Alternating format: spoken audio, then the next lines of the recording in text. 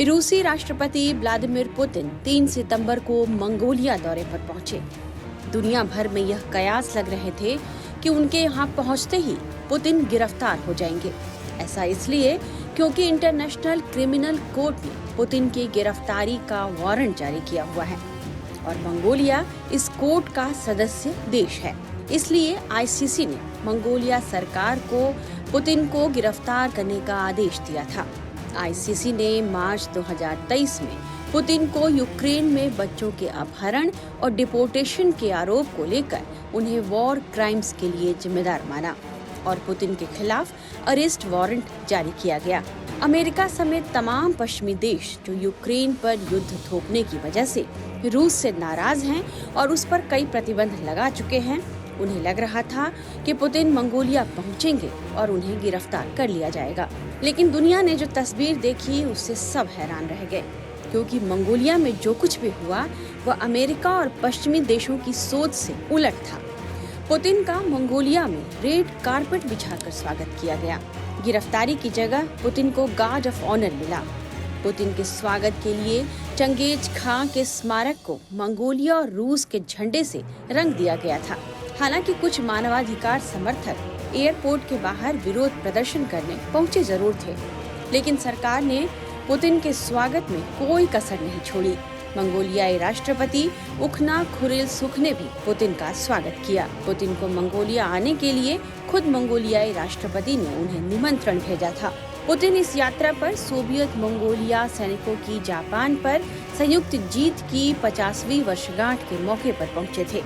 1939 में सोवियत संघ और मंगोलिया की सेना ने मिलकर जापानी सेना को हराया था और 3 सितंबर को इसके 85 साल पूरे हो रहे थे। इसी मौके पर पुतिन मंगोलिया के खास मेहमान बने थे।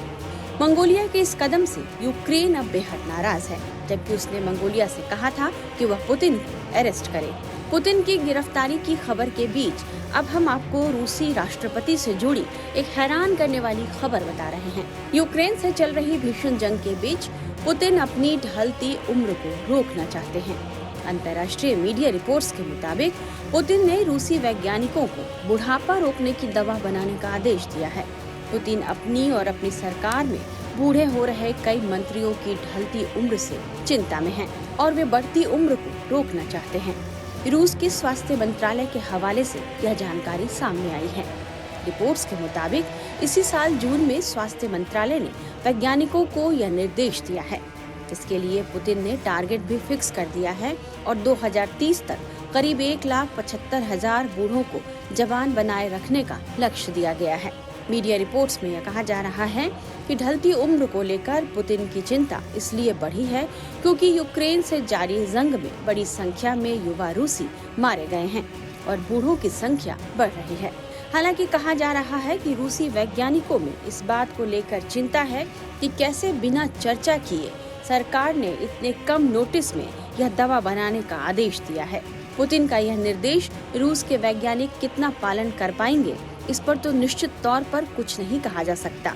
लेकिन पिछले महीने MRC laboratory of medical science, imperial college London और सिंगापुर में ड्यूक NUS मेडिकल स्कूल के शोधकर्ताओं ने एक ऐसी दवा की खोजने का दावा किया था जो बूढ़े को जवान बनाने में कारगर साबित हो सकती है।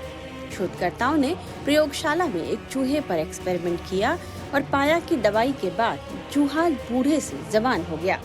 हालांकि रिपोर्ट्स के मुताबिक किसी इंसान पर इस तरह का प्रयोग नहीं किया गया है। अब देखना होगा कि रूसी वैज्ञानिक अपने राष्ट्रपति के निर्देश का पालन कब तक कर पाते हैं।